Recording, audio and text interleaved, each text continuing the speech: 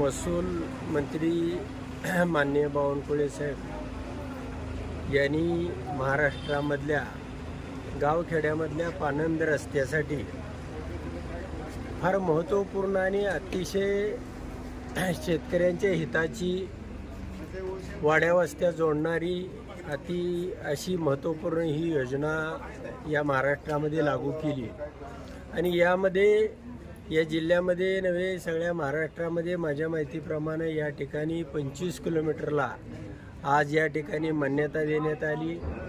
पुढच्या आठवड्यामध्ये सगळे कॉन्ट्रॅक्टर कारण कॉन्ट्रॅक्टरचे दर गेल्या टंचाईच्या मीटिंगमध्ये पालकमंत्र्यांनी त्यांना मान्यता दिलेली आहे आणि या ठिकाणी कॉन्ट्रॅक्टर फाइंडिंग होऊन साधारणतः 8 दिवसामध्ये या कामाच्या रस्त्याला सुरुवात होईल आणि पावसाळ्यापूर्वी म्हणजे जूनपूर्वी किमान 500 किलोमीटरचे रस्ते तरी या तालुक्यामध्ये झाले पाहिजेत। अशा पद्धतीचं नियोजन या ठिकाणी प्रांत मॅडम असतील, तहसीलदार असतील आणि सगळी टीम असेल यांनी या ठिकाणी आम्ही सगळ्यांनी केलेलं आहे। आज या ठिकाणी मंजुरी देऊन या कामाला आम्ही शुभारंभ केलेला आहे। माळशिरस तालुक्यामधले हे गावखेड्यामधले पानंद रस्ते सगळे जोडावेत आणि या शेतकऱ्यांचे पावसाळ्यामध्ये होणारे हाल त्या ठिकाणी रोखले जावेत अशा उद्देशानं हा तालुका गतिमान पद्धतीनं या रस्त्याच्या कामामध्ये पुढे घेऊन जाण्यासाठी आम्ही प्रयत्नशील आहोत। त्यासाठीच आज या मीटिंगचा उद्देश होता। तालुक्यासाठी किती रस्ते मंजूर आहेत आणि ते कधी सुरू होतील?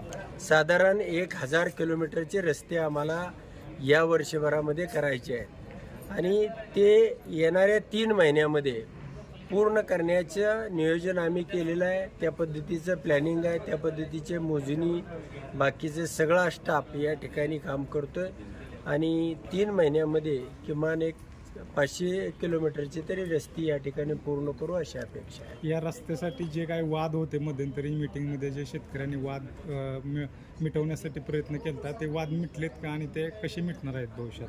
नाही, या ठिकाणी कोणालाही रस्ता अडवता येणार नाही। 25 लोकांना 50 लोकांना रस्ता हवा असतो आणि एका दुसरा त्या ठिकाणी शेतकरी रस्त्याची अडवणूक करतो। त्यासाठी कठोरपणानं त्या ठिकाणी बावनकुळे साहेबांनी निर्देश दिलेले आहेत। त्याचे सगळे म्हणजे आधार कार्डसह सर्व प्रकारचे त्याच्यावरती बॅन आणला जाईल आणि त्या शेतकऱ्याला पुढं अशा पद्धतीची अडवणूक करणं हे शक्य होणार नाही अशा पद्धतीनं। आणि आम्ही पहिल्या टप्प्यामध्ये ज्या ठिकाणी तक्रारी नाहीत सुलभपणाने रस्ते होऊ शकतात असे रस्ते घेतलेले आहेत।